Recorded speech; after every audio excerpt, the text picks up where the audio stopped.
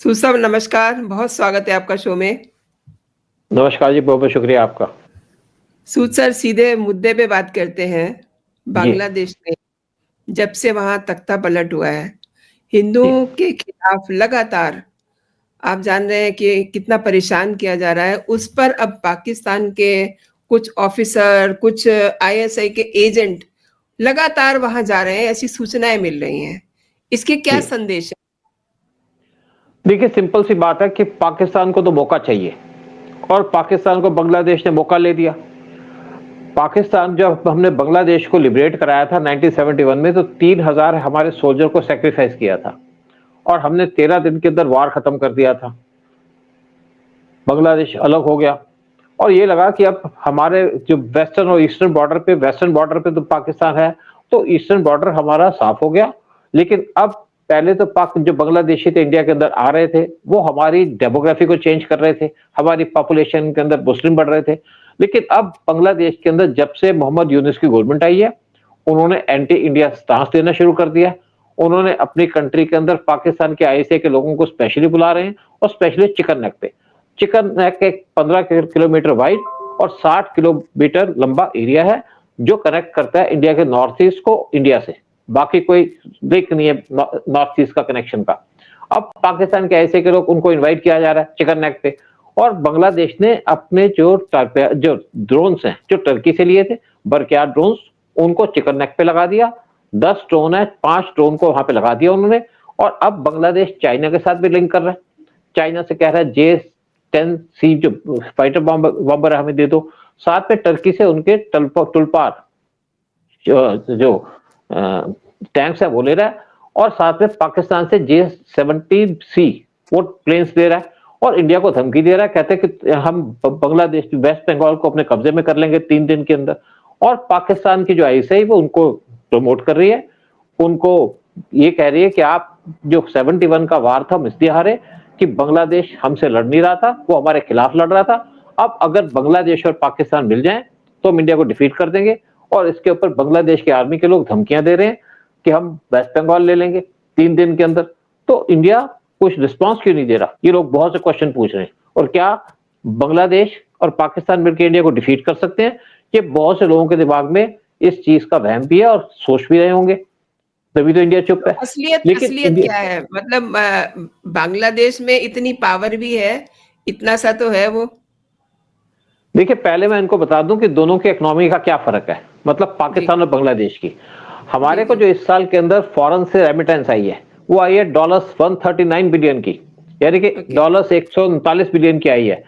और जो बांग्लादेश की इकोनॉमी है उनका बजट है एक साल का वो है $70 बिलियन का और पाकिस्तान का एक साल का बजट है $69 बिलियन का, यानी कि जो हमें रेमिटेंस आती है हर एक साल के अंदर उतना तो दोनों कंट्री का बजट है। और अगर हम बाकी आपस में लगाएं कि दोनों की कितनी मिलिट्री पावर है, कितनी इकोनॉमी है, हमारा जो बजट है डिफेंस का वो है $70 बिलियन का, पाकिस्तान का बजट है $10 बिलियन का और बांग्लादेश का बजट है $5 बिलियन का। और हर एक साल हम खर्च रहे हैं $20 बिलियन हम अपने डिफेंस फोर्सेस को मॉडर्नाइज करने के लिए और अगले 10 साल तक यानी कि $200 बिलियन हमने 10 साल में अलग से खर्चने हैं अपनी डिफेंस फोर्सेस को मॉडर्नाइज करने की। और जिन लोगों को चिंता है कि इंडिया क्यों चुप है, क्योंकि हम बड़ी कंट्री हैं और इसलिए हम ये नहीं चाहते कि हमारे ऊपर कोई उंगली उठाए। देखिए जब हमारा 62 का वार हुआ था तब चाइना ने अटैक किया बगैर प्रोवोकेशन के। 65 में चाइना ने अटैक किया तब भी इंडिया को पता था, लेकिन इंडिया ने रिस्पांस दिया जब उन्होंने अटैक किया। और 71 के अंदर तो इंडिया ने पाकिस्तान को मौका दिया कि अटैक करो और अटैक किया तो पाकिस्तान को हरा दिया। इसी तरीके से 1999 के अंदर जो कारगिल वार हुआ तब भी पाकिस्तान ने हम पे अटैक किया। तो इंडिया वेट कर रहा है कि जो बांग्लादेश है एक मौका तो ले हमारे पे अटैक करने का, तो उसको सबक सिखा देंगे। लेकिन इसके साथ साथ मैं बाकी सबको बता दूं कि हमारी कितनी तैयारी है, हम कितने तैयार हैं बांग्लादेश को चैलेंज करने के लिए। देखिए बांग्लादेश के पास 10 किलोमीटर से लेकर के 30 किलोमीटर तक हमारी 4 बेसिस हैं, एयर बेसिस हैं। हाशिमारा वेस्ट बंगाल के अंदर जो 20 किलोमीटर दूर है बांग्लादेश के बॉर्डर से और ये सबसे बड़ी बेस है इंडिया की। बागडोगरा और जहां पे आपके रफाल प्लेन्स वो भी स्टेशन है। वेस्ट बंगाल के अंदर बागडोगरा वो 30 किलोमीटर दूर है बांग्लादेश के बॉर्डर से और पनिगरा वो बांग्लादेश के बॉर्डर से 50 किलोमीटर दूर है। और कालीकुंडा वेस्ट बंगाल के अंदर 60 किलोमीटर दूर है। साथ में 4 हमारी बेसिस हैं आर्मी की बांग्लादेश के क्लोज, और ये जो बेसिस हैं वो है बीनागुड़ी वेस्ट बंगाल के अंदर 10 किलोमीटर दूर, मिसामारी असम के अंदर 20 किलोमीटर दूर, रांगिया असम के अंदर 30 किलोमीटर दूर और बीनागुड़ी वेस्ट बंगाल के अंदर 30 किलोमीटर दूर। तो हम पूरे तरीके से तैयार हैं। साथ में हमारी नेवी के पास 2 एयरक्राफ्ट कैरियर है और 150 फाइटर जेट्स है, और बांग्लादेश की नेवी के पास कुछ भी नहीं है देखा जाए तो, पाकिस्तान बड़ा पीछे है। साथ में हमारे पास जो हमारे नेवल बेसिस है बांग्लादेश के क्लोज, मैं बता दूं लोगों को कि आईएनएस नेताजी सुभाष वेस्ट बंगाल के अंदर 200 किलोमीटर दूर है, आईएनएस प्रदीप ओडिशा के अंदर 400 किलोमीटर दूर है, और आईएनएस बास अंडमान निकोबार आइलैंड पे 1200 किलोमीटर दूर, और आईएनएस कटाहमन तमिलनाडु के अंदर 1700 किलोमीटर दूर। तो ये तो हमारी तैयारी है बांग्लादेश को काउंटर करने के लिए। और दूसरी तरफ अगर हम कंपैरिजन करें दोनों की स्ट्रेंथ का, बांग्लादेश जो वर्ल्ड के अंदर 145 कंट्री हैं उनमें से बांग्लादेश का नंबर आता है 37वां। उनके पास सबसे बड़ी पैरामिलिट्री फोर्स है 68 मिलियन की, यानी कि 68 लाख की उनकी पैरामिलिट्री फोर्स है। बांग्लादेश की आर्मी है 1,60,000 की। साथ में एयरफोर्स के अंदर 17,400 एम्प्लॉइज हैं उनके, नेवी के पास 25,100 हैं, और उनके पास 320 टैंक्स हैं, 224 जिसमें से एक्टिव सर्विस के अंदर है। साथ में 13,100 वेरियस टाइप की व्हीकल्स हैं, और साथ में उनके पास 27 सेल्फ प्रोपेल्ड आर्टिलरी सिस्टम्स हैं, 437 स्टोर्ड आर्टिलरी गन्स हैं, और 31 मल्टी लॉन्च रॉकेट्स हैं। और बांग्लादेश का जो टोटल एरिया है वो है 1,48,000 स्क्वायर किलोमीटर का, जिसमें से उनका इंडिया के साथ बॉर्डर लगता है 4,097 किलोमीटर का, और दूसरा बॉर्डर लगता है 2,031 किलोमीटर का। 2,031 किलोमीटर का आपका म्यांमार के साथ। अगर हम इंडियन आर्मी की बात करें कि हमारी कितनी स्ट्रेंथ है, हमारे वर्ल्ड में 4th लार्जेस्ट आर्मी है, और नंबर के हिसाब से लगाओ तो इंडिया की 2nd लार्जेस्ट आर्मी है वर्ल्ड के अंदर। 4,614 टैंक्स हैं, 1,08,882 आर्मर्ड व्हीकल्स हैं, 100 सेल्फ प्रोपेल्ड आर्टिलरी गन्स हैं, 3,311 लाइट आर्टिलरी गन्स हैं, 1,500 रॉकेट्स हैं, अग्नि, पृथ्वी, और हमारे पास बहुत से बैलिस्टिक मिसाइल्स हैं। साथ में हमारे पास ब्रह्मोस मिसाइल्स हैं, और साथ में हमारे पास S-400 मिसाइल्स हैं। तो इंडिया की आर्मी जो बहुत बड़ी आर्मी है, और किसी भी तरीके से बांग्लादेश या इवन पाकिस्तान मिलकर हमारा मुकाबला नहीं कर सकते। बांग्लादेश के पास हार्डली 50 फाइटर जेट्स हैं, पाकिस्तान के पास 350 फाइटर जेट्स हैं, और हमारे पास उनसे बहुत ज्यादा फाइटर जेट्स हैं अभी भी। लेकिन हमें बांग्लादेश धमकी दे रहा है, और इंडिया सिर्फ मौके की तलाश कर रहा है कि बांग्लादेश हमारे पे अटैक तो करे, सबक सिखा देंगे, और हमारा जो पहला अटैक होगा वो होगा बांग्लादेश के चिकन नेक, जो चिकन नेक है इंडिया का, उसको हम ब्रॉड कर सकेंगे, बड़ी कर सकेंगे, ताकि हमारा जो डर है या हमारे पास जो खतरा है मंडरा है उसको खत्म कर सकें। सूद साहब, आपने बहुत बड़ी जानकारी दी है। ऐसा भी सुना जा रहा है, जो जानकारी आ रही है, यूएस ने बांग्लादेश को किसी भी तरीके की मदद करने के लिए मना कर दिया है। इसकी क्या मायने? देखिए बेसिकली क्या है कि बांग्लादेश की जो गवर्नमेंट गिरी थी वो गिरी थी जो बाइडेन के टाइम में। और हम जैसे बात करते हैं डीप स्टेट की, deep state, state with in state, उसी ने शेख हसीना को गिराया था। जबकि इंडिया के बड़े अच्छे रिलेशन थे यूएस के साथ जो बाइडेन के टाइम पे भी, और हमने उनसे बार बार कहा था कि भाई आप बांग्लादेश को डिस्टर्ब मत करो। लेकिन बांग्लादेश के सेंट मार्टिन आइलैंड वो यूएस लेना चाहता था, और सेंट मार्टिन आइलैंड लोकेटेड है आपके सी में, क्लोज टू चाइना और क्लोज टू इंडिया। तो हम भी नहीं चाहते कि बांग्लादेश अपने सेंट मार्टिन आइलैंड दे, क्योंकि बांग्लादेश बेसिकली बांग्लादेश के साथ प्रॉब्लम क्या है कि बांग्लादेश को हमेशा डर रहता है हमें कि बांग्लादेश चाइना की तरफ चला जाए। लेकिन जब शेख हसीना थी तो बांग्लादेश मोर ज्यादा स्लांटेड था इंडिया की तरफ। तो इंडिया ये भी नहीं चाहता कि यूएस की बेस बने इंडिया के क्लोज, यानी कि सेंट मार्टिन आइलैंड पे। लेकिन अब जब ट्रंप आ गए तो ट्रंप ने पहले क्लियर कर दिया है। जब शेख हसीना ने ट्रंप के आने के ऊपर उनको फोन कॉल की थी तो ट्रंप ने कहा था यस मिस्टर प्राइम मिनिस्टर, मतलब उनको प्राइम मिनिस्टर मानते हैं। और अब बांग्लादेश के अंदर सिचुएशन बनती जा रही है कि ट्रंप के आने के बाद, डीप स्टेट के जाने के बाद, जो बाइडेन के जाने के बाद बांग्लादेश के अंदर दोबारा से शेख हसीना वापिस आएगी। और शेख हसीना ने अपने लोगों से कह भी दिया, क्योंकि उनके ऊपर भी अटैक हो रहे थे जब वहां पे मोहम्मद यूनिस की गवर्नमेंट आई थी, और मोहम्मद यूनिस पपेट हैं, डीप स्टेट के, और ट्रंप उनको हेट करते हैं क्योंकि उनका बड़ी क्लोजनेस थी हिलरी क्लिंटन के साथ और जो बाइडेन के साथ। तो ट्रंप के आने के बाद पहले तो उन्होंने इनको एड बंद कर दी, जो यूएस एड की तरफ से सब एड मिलती है। साथ में बांग्लादेश को 4.75 बिलियन डॉलर्स की वर्ल्ड बैंक के थ्रू एड दी गई थी। उसकी पहली इंस्टॉलमेंट तो डिलीवर कर दी गई, लेकिन बाकी इंस्टॉलमेंट पे बैन लगा दिया। बांग्लादेश के ऊपर डॉलर 100 बिलियन का कर्जा चढ़ा हुआ, लेकिन बांग्लादेश की इकोनॉमी सिर्फ 18 बिलियन डॉलर की है, यानी कि, और साथ में या फॉरेन एक्सचेंज जो उनके पास है 18 बिलियन डॉलर के हैं।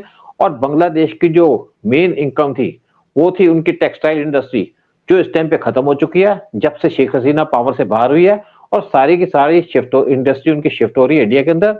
यूपी के अंदर स्पेशल एक जगह बनाई जा रही है जहां पे बांग्लादेश की इंडस्ट्री को यहाँ पे जगह दी जाएगी और सारा का सारा बिजनेस शिफ्ट होगा इंडिया की तरफ। बांग्लादेश सिस्टम पे बैंकक्रप्ट हो रहा है। बांग्लादेश की जो जीडीपी थी वो थी सबसे ऊपर पूरे साउथ एशिया के अंदर, और वो थी 7 पॉइंट कुछ %। आज वो आधी रह गई है 6 महीने के अंदर। और बांग्लादेश के अंदर जो आपका शॉर्टेज है इस टाइम पे वीट की, साथ में एसेंशियल आइटम्स की, और बांग्लादेश पूरे तरीके से डिपेंडेंट है इंडिया पे, क्योंकि इनके 2 कंट्री से बॉर्डर रखते हैं, एक तो इंडिया के साथ 4097 किलोमीटर का और दूसरा म्यांमार के साथ 271 किलोमीटर का। और म्यांमार की जो के अंदर जो अराकान आर्मी है, जो बुद्धिस्ट आर्मी है, उन्होंने पूरे बॉर्डर को सील कर दिया।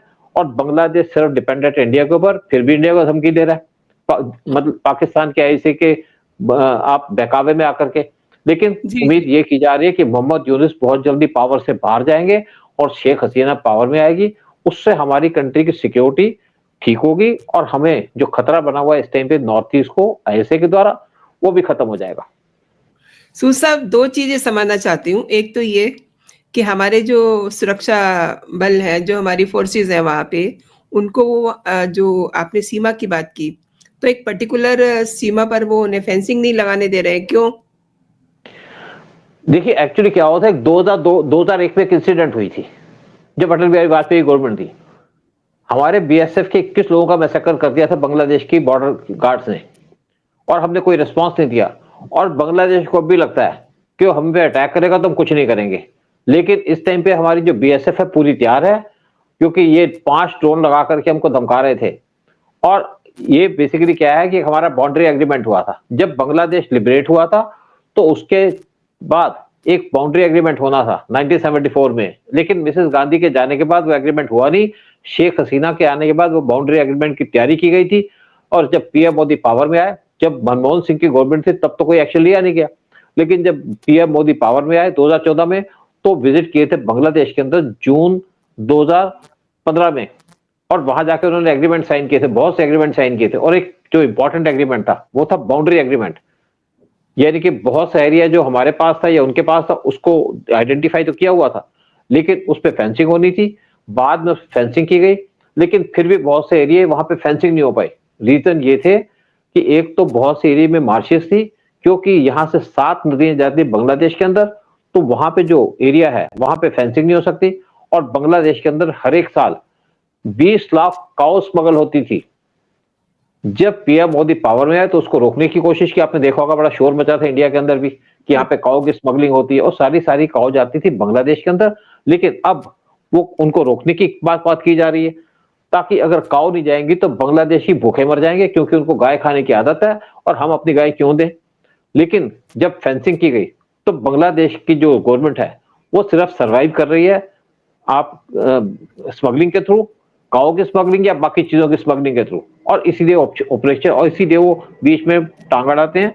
मुझे लगता है कि अगर हमारी गवर्नमेंट जिस तरीके से काम कर रही है, और भी क्या हुआ रिसेंटली उन्होंने बंकर्स बनानी शुरू कर दी बॉर्डर के ऊपर, तो हमारी बीएसएफ ने पहली बार उनके बंकर्स को तोड़ दिया और कहा हम तुम्हें बंकर से बनाने देंगे। लेकिन धीरे धीरे इंडिया स्ट्रांग हो रहा है, इंडिया ऑफेंसिव हो रहा है। अगर बांग्लादेश को एक गोली तो चला दे हमारे ऊपर, सबक सिखा दिया जाएगा बांग्लादेश को, तमाम नक्शे से बांग्लादेश को खत्म कर दिया जाएगा। पाकिस्तान के जो पहले आर्मी चीफ थे उन्होंने कहा था कि इंडिया हमको 1 दिन के अंदर हरा सकता है और बांग्लादेश को हम पूरे 3 घंटे के अंदर डिफीट कर सकते हैं और टेक ओवर कर सकते हैं बांग्लादेश को।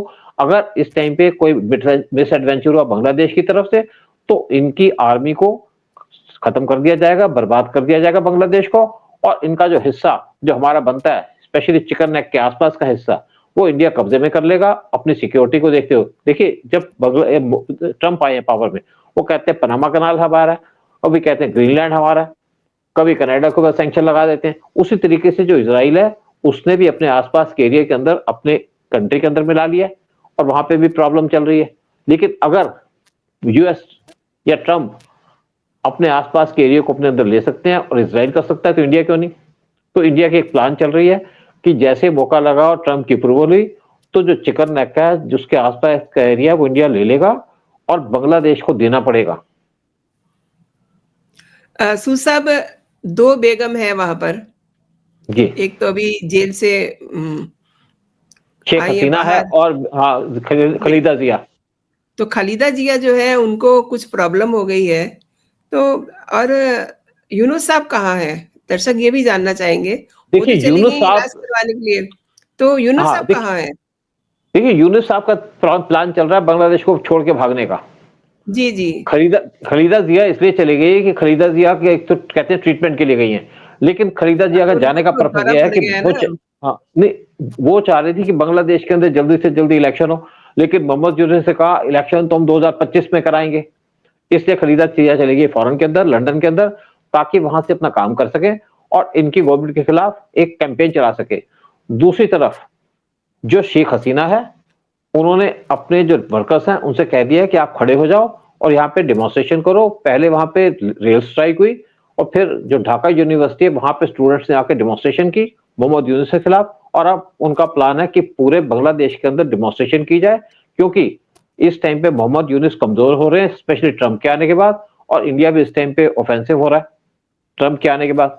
और दोनों की प्लान है कि बांग्लादेश के अंदर दोबारा शेख हसीना को पावर में बिठाया जाए और जितने भी जिहादी हैं, जमात इस्लामी के लोग हैं, उनको भगाया जाए और पाकिस्तान के आईएसआई को सबक सिखाया जाए। और दूसरी तरफ अगर हम पाकिस्तान की बात करें तो इंडिया का एक हैंडशेक कर लिया है तालिबान के साथ, और तालिबान ने कहा है कि आप हमारे साथ ट्रेड करो, बिजनेस करो, और जो भी आपकी सिक्योरिटी के कंसर्न्स हैं उनको हम रिजॉल्व कर देंगे, यानी कि पाकिस्तान को ठीक कर देंगे। और पाकिस्तान के अंदर जितने मिलिटेंट है, मुझे लगता है उनका नंबर भी आने वाला है ट्रंप के आने के बाद, तो इंडिया और तालिबान के साथ आपस में हाथ मिलाने के बाद। सूद साहब, एक चीज और जानना चाह रही हूँ।